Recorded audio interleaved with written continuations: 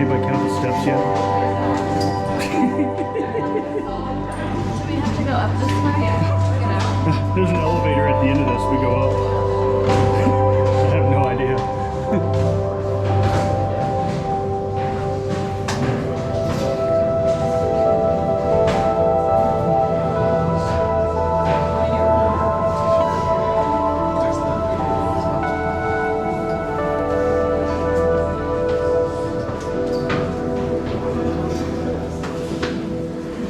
Yeah, we would have to get up somehow, right? Yeah, this is probably it. Oh, nice. I need to change hats just so you have like a different. Nice.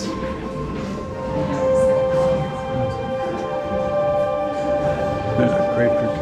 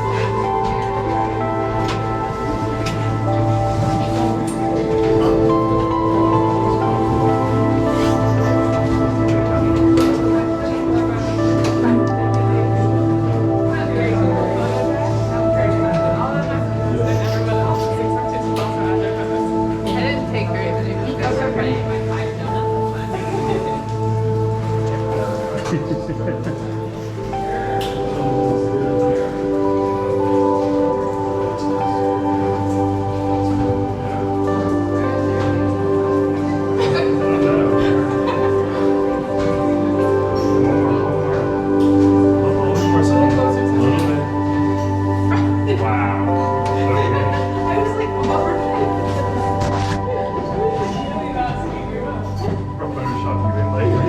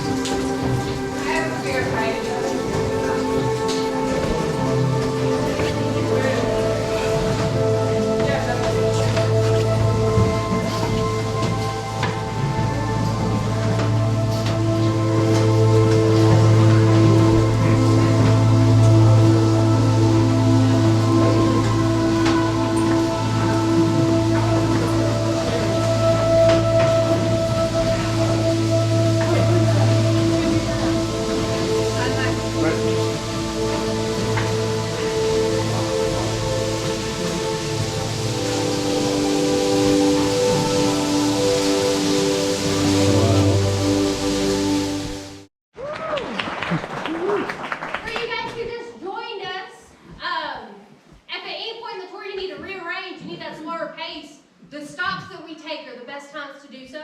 If you felt like you were stepping on the heels of the person in front of you, maybe you're a little too far forward in the group, step a little bit farther back, let those slower people get ahead of you. Sound good? Awesome.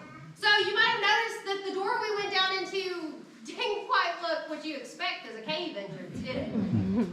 That's a man-made entrance blasted out in 1921 by a gentleman by the name of Mr. George Morrison.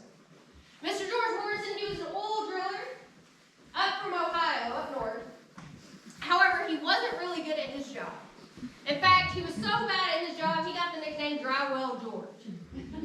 So him and some buddies decided they were going to take a vacation, get away from the oil business for a while, and they were going to head down to Nashville, Tennessee.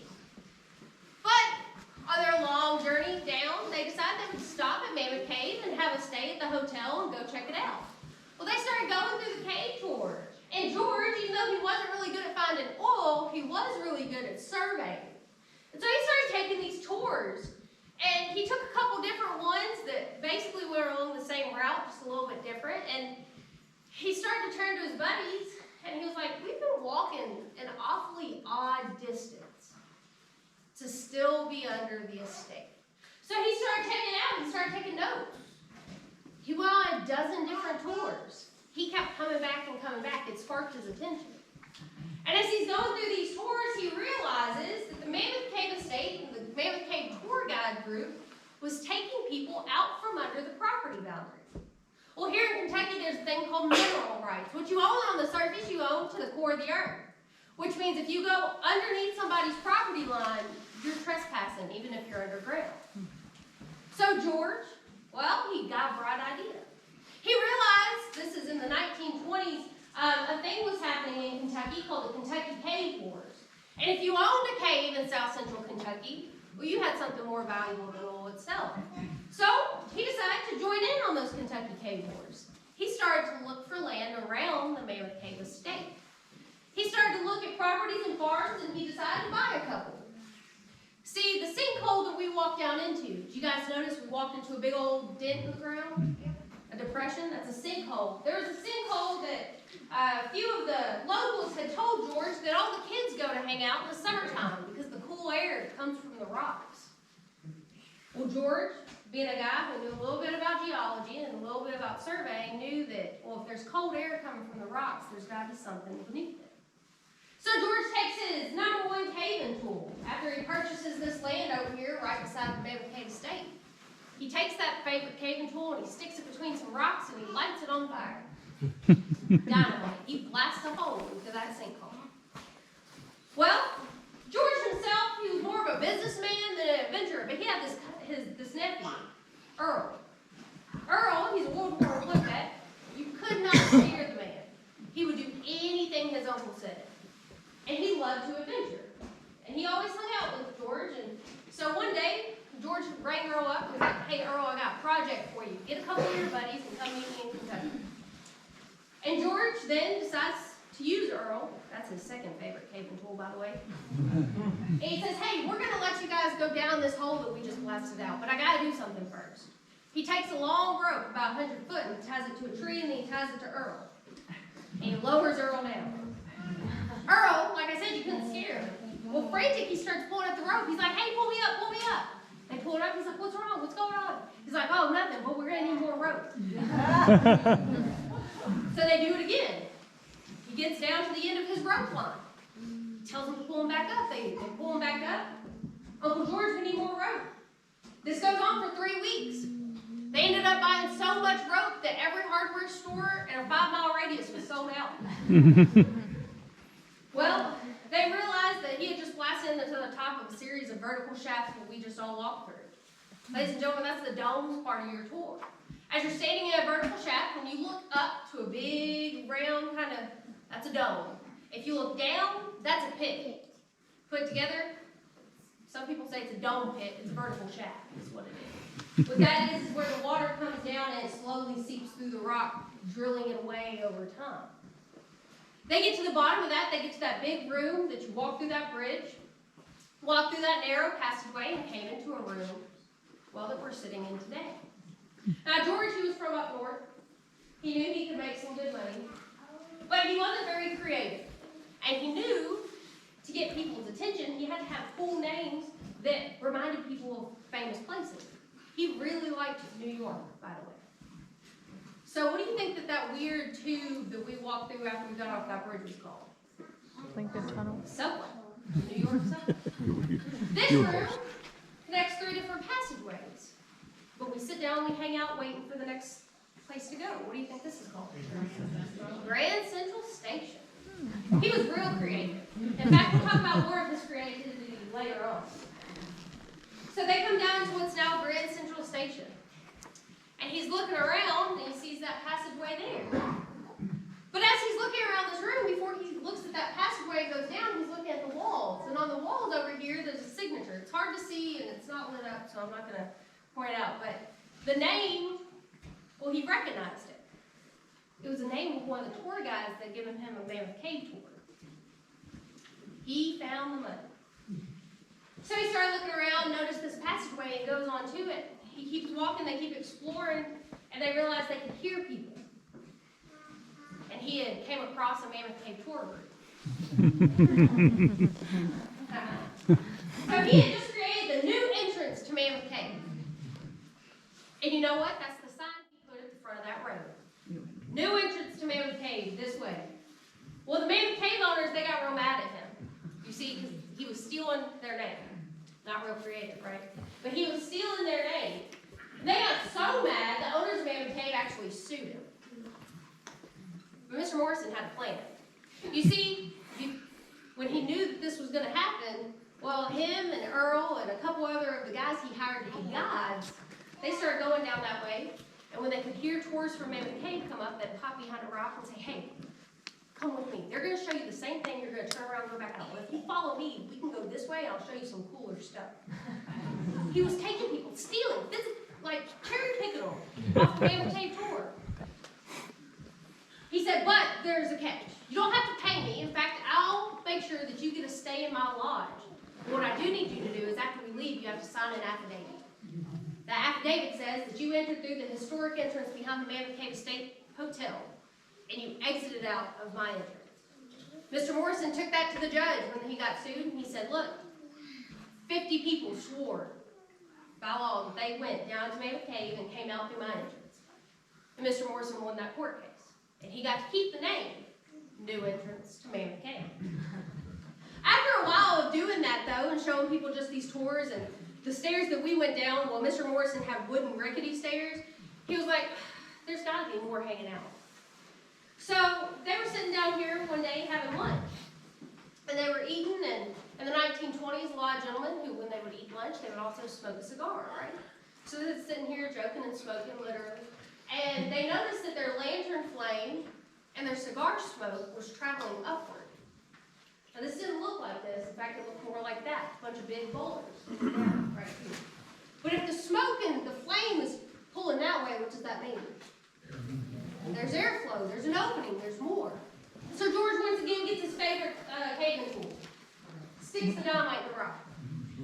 Blasts the passage open. The passageway is natural.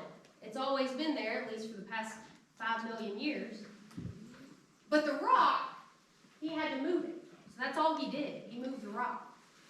He got what we call big break. That was big hills. We're going to go up here. And he got to see a lot more. And he realized, well, he could put another exit back that way. That's the way that we're going to come out of the cave. But before we do all that, you guys want to see what it was like for George and Earl when they first came down here? Yeah? Yeah. All right. I need your help, though, in order to do that. If you have any electronic devices, cover them up. Put them away. You see, my time machine doesn't work when modern technology is out. Okay? I'm going to count to 3. When I say 1, I want you to close your eye. When I say 2, I'm going to hit the switch and we're going to travel back in time. And when I say 3, I want you to open your eyes. You ready? 1, 2, 3. Oh my God. All 426 miles, this is what it truly looks like. Oh my gosh. You know, when George and Earl and all them were coming through, it didn't quite look like this. All they had was a lantern. And usually I have a lighter, but it looks like I left mine. So this is about what they saw. Not too off the left, right? Now, don't stare at my flashlight. Look around. You can start to see the ceiling. You can start to see the floors. Come on, this way. I don't know. There's No, stairs.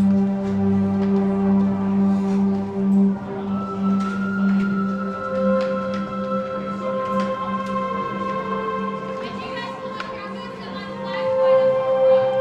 And I want you all to look fast and get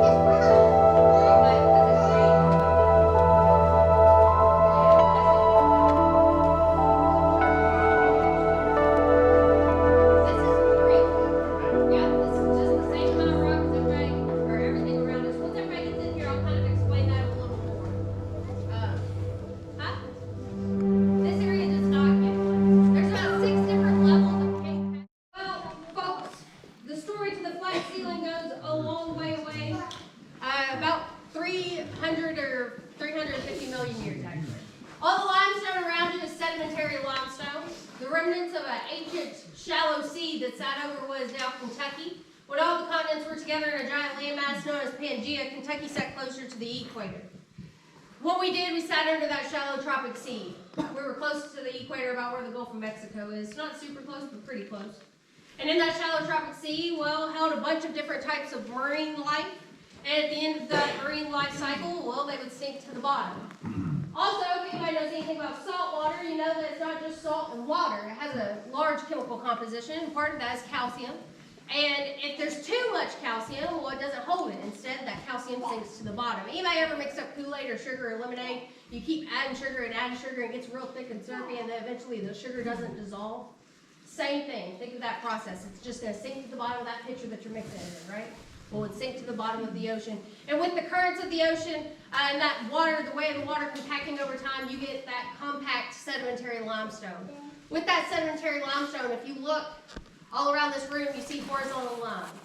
Those are called bedding planes. Those are the different layers in which the limestone form.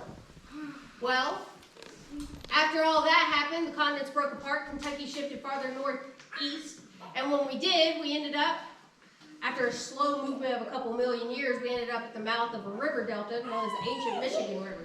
That river delta brought in a bunch of sediment, a bunch of kind of clay, silt, sand, silica stuff, and it made on top of all this limestone a caprock of sandstone. That's why you're not getting dripped on where we're sitting here. We just walked under that sandstone caprock when we came across that bridge. We went to that the New York subway. We were going under that caprock. Well, there are holes in our roof. There's holes in that caprock in some places, like where those vertical shafts were. We know those as sinkholes. That does allow water in. And the cave was formed from top to bottom, which means the water that formed the cave first traveled through these passageways before it got to the lower ones. And as it carved through this rock, through erosion and with a process known, there's a little bit of acid in that rainwater known as carbonic acid or carbonated water. It's going to slowly eat away at the calcium carbonate rock. As it does, well, it's going to do two things: follow the path of least resistance and follow gravity. The path of least resistance is all these cracks. Gravity makes its end goal, well, the Green River water table. Everybody knows when rivers form, they're going to slowly cut down in the rock. It's going to get deeper and deeper into the earth. Well, the Green River is the river that runs through the heart of Mammoth Cave, and the Green River does that on the surface. The water inside the rock, well, its goal is to get to that water table, so it's going to keep going down. After the water decided to find a way down, underneath this passageway, it created another passageway. When the water left this area, some of the water was holding rocks up. And when the water abandoned the passageway, well, some of those rocks came down as their buoyancy was dropped. And they came down in those layers of bedding planes, which is why if you look right up behind you, you can see one of those thin layers. This is a process known as breakdown, and it creates what we call canyon-type passageways. This kind of looks like the Grand Canyon with the top on it, doesn't it? It's a canyon-type passageway. Well, I've got a couple questions. Well, Kelly, how often do rocks fall in Mammoth Cave? If a rock falls in Mammoth Cave, it occurs once. It can only fall once. But about 5 million years ago, after this passageway was formed and that water abandoned it, well, the cave kind of self-stabilized, as we like to say. You see that natural arch shape that's occurring back there? That's nature's most stable, structured shape. That breakdown occurred in that arch shape in order to hold up the rock above us at its most strong point. Think about holding a piece of paper over 2 feet over your hands like this. The closer you get together, the more stable that paper is. The farther it gets apart, the weaker it is. Right? That's why that's coming together at a point at the top. Make sense? All right. Well, we're going to keep on going now that everybody has a good rest. We'll make one more stop, talk a little bit about what else we'll see, and what Mr. Morrison saw at the end of his time. Y'all ready? Wait, what was under your flashlight? Oh, what was under the flashlight? Well, that was one of the ancient creatures that lived in that shallow tropic sea. That was a colonial coral. Everybody saw that? Yeah, that was a cool fossil that we had. We have colonial corals, brachiopods, gastropods, shark teeth, different things like that here at Mammoth Cave. And I thought that was pretty neat. I figured I could show you guys. All right, y'all want to see what else we have to see?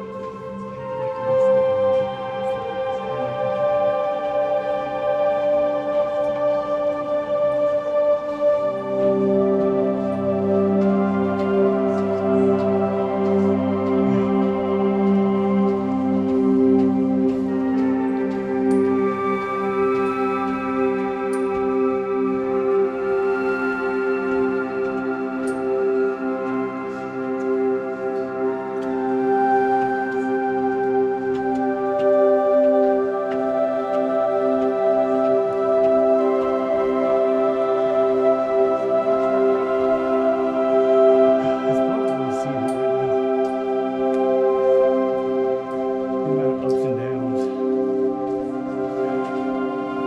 Comes on pretty close to the water, right? So what is this cavern right here?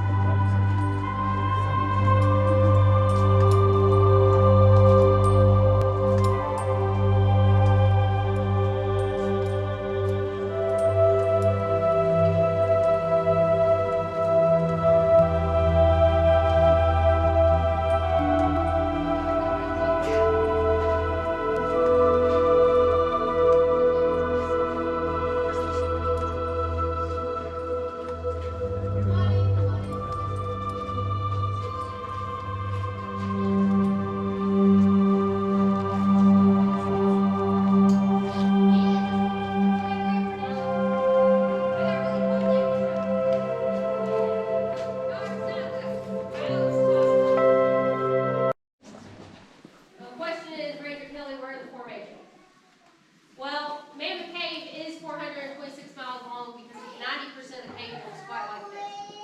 It doesn't have formation. However, George, well, he found the kind of formation, thank you, Ranger, the formation of all formations here at Mammoth Cave, and he named it, once again, named after something real popular. He named it the Frozen Niagara. Why? Because it looks like Niagara Falls frozen in time. The largest cave formation here in Mammoth Cave, 35 feet wide by 45 feet tall. And I'm going to give you guys the option to go underneath the Frozen Niagara for a cost of an additional 98 stairs. The first 46 are optional. The last 46 are mandatory if you decide to do that.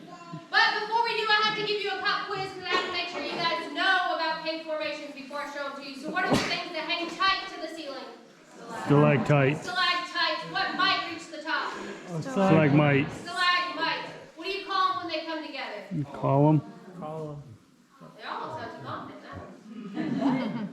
Looks kind of a pillar. You sleep on No, it. pillar. It's a column. It's a column. What are they called when they're really tiny baby stalactites and they're cylindrical? You can drink soda through a straw. What is it? Soda straw. That's what it is. What's it called when the water pops onto the walls and leaves little bumps? Popcorn. Popcorn. Hey, popcorn. What's it called when it looks like a strip of fatty bacon hanging on the ceiling? Cave bacon. What's it called when it looks like a carrot hanging from the ceiling? A stalactite. So what we're going to do, folks, is we're going to hear and see a waterfall. When you see that waterfall, if you want the additional extra 100 stairs or so, you're going to go to the left with me. If you don't want the optional stairs, that's totally fine. You're going to hang out at the gate at the waterfall, and Ranger Gabe will lead us on the way out. You guys ready to see that? Yeah. All right, come on with me. But she got even darker.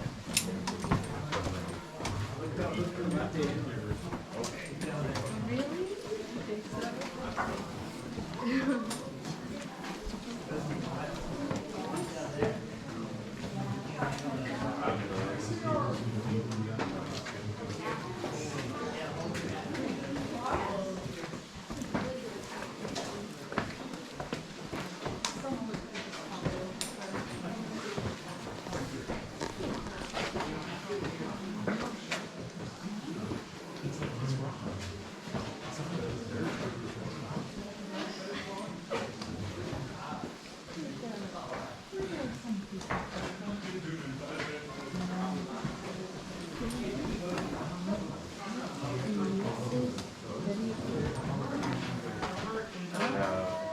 424. You see all that, dude? That's right.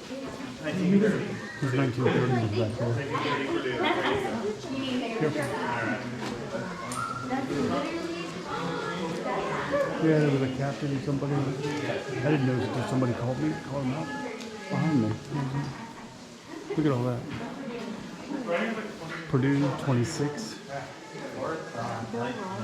Yeah. Oh, he was in a fraternity. Mm-hmm.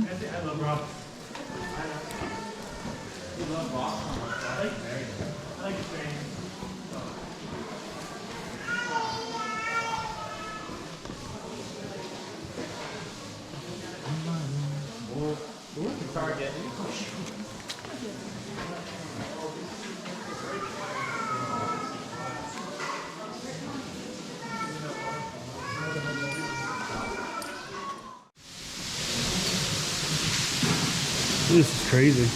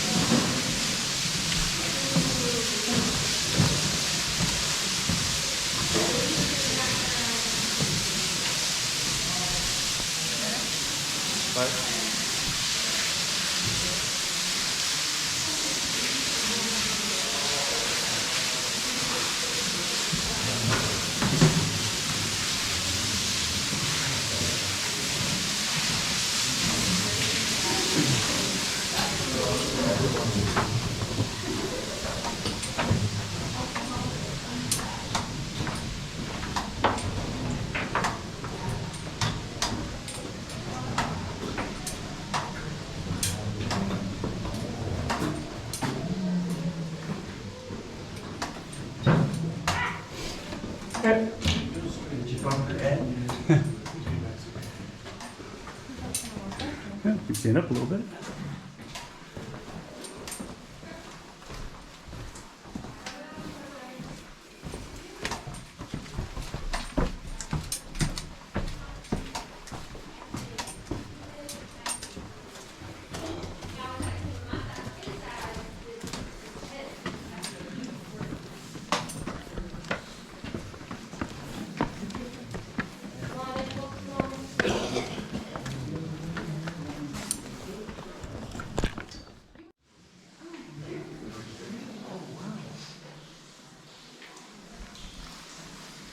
Straight down to a pool.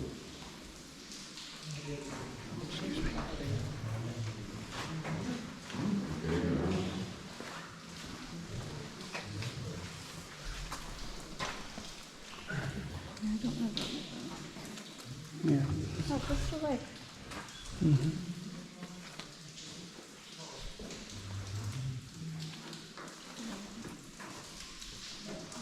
Please don't wait.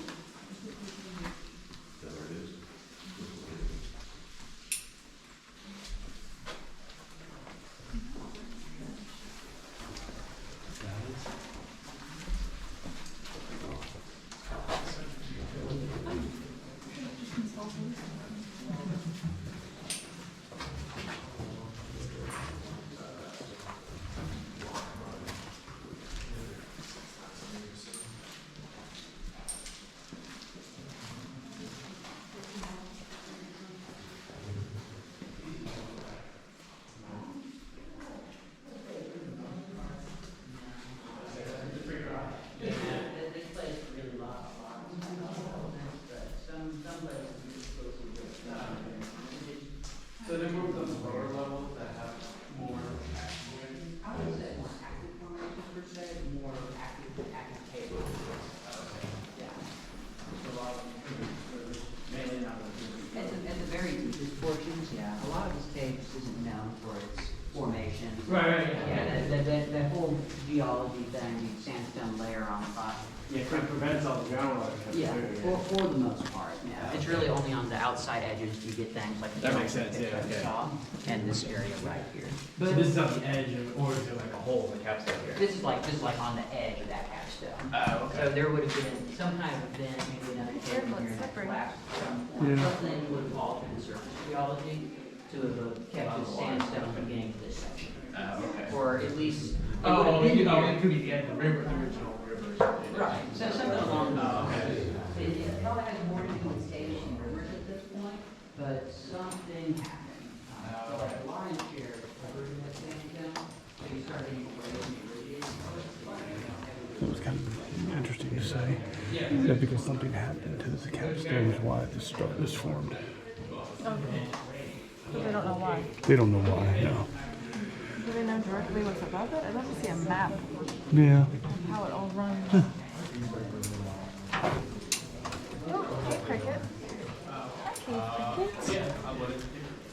Like, I wouldn't think, not if it was this deep, like, you could, like,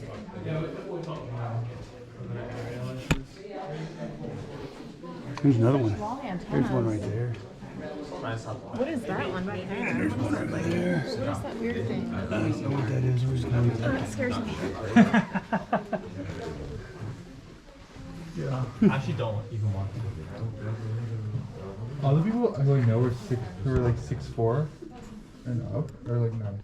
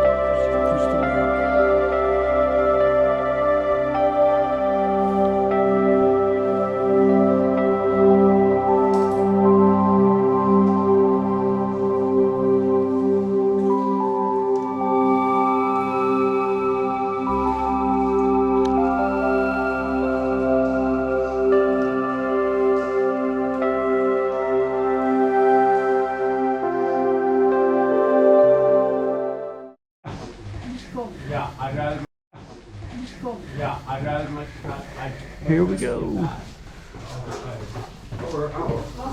Wow.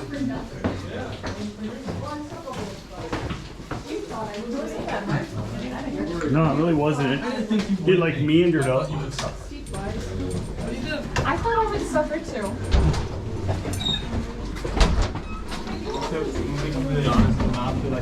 Whee! It seems like it's sunny. Watch out for the puddle. And we're out. Where are we though?